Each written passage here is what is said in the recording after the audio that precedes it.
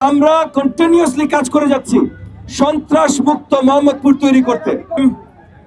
আজকে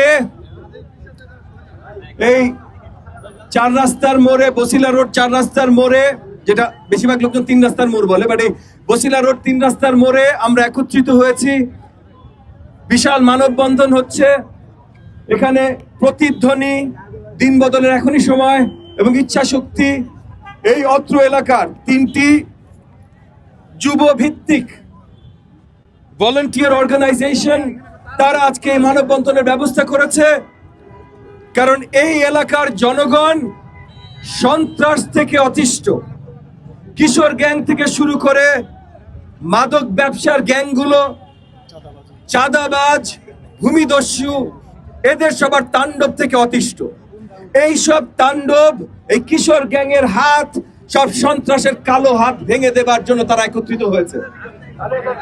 আমি ববি হাজ্জাজ, আমি তাদের সাথে ছিলাম, তাদের সাথে আছি। এবং দিন বদলের এখনই সময়।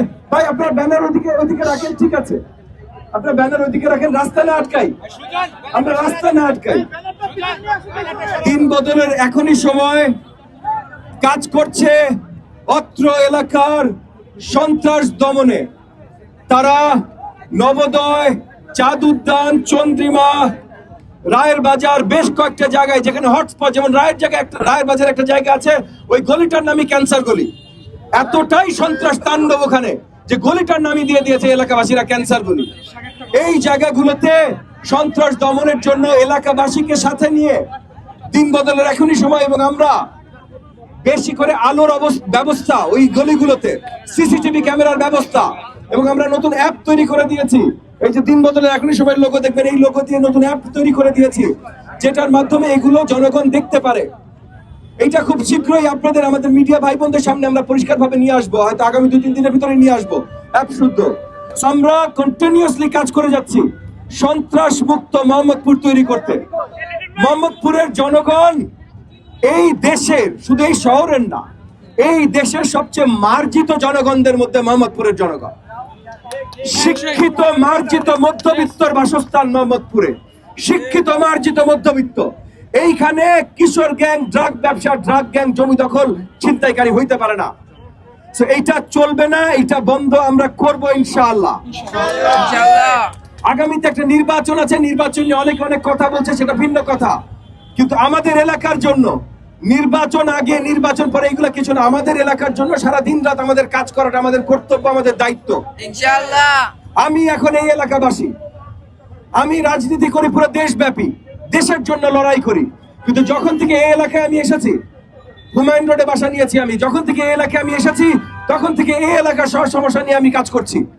এবং এই এলাকার প্রধান সমস্যা সন্ত্রাস সমস্যা। তো ওই যে বললাম, যত জায়গায় সন্ত্রাস, চাঁদাবাজি, কিশোর গ্যাং আছে, প্রত্যেকটা জায়গায় এই যে তরুণদের নিয়ে দিন বদলের এখনই সময়, ইচ্ছা শক্তি, প্রত্যয়, প্রতিধ্বনি, সকলকে নিয়ে আমরা একত্রিত হয়েছি। আজকে এই মানববন্ধনও সেই প্রত্যয়, সেই অঙ্গীকারের একটা অংশ মাত্র। এবং প্রতিদিন প্রতি জায়গায় আমরা মনিটরিং সেল করছি, যেখান থেকে লোকাল ভলান্টিয়াররা, এই যে দিন বদলে এখনই সময় ভলান্টিয়াররা রেগুলারলি মনিটর করবে এলাকা, সিসিটিভি ক্যামেরা বসাচ্ছি এবং এলাকার মসজিদ কমিটি, হাউজিং কমিটি সকালকে একত্রিত করছি, যেন আমরা নিজেরাই আমাদের এলাকার প্রতিরক্ষা করতে পারি সরকার আসার আগেই। আর তারপর আগামীতে যদি সুন্দর একটা শক্তিশালী গণবান্ধব সরকার আসে, তাহলে আমরা বিশ্বাস করি মোহাম্মদপুরের চেহারা পুরোপুরি পাল্টে যাবে।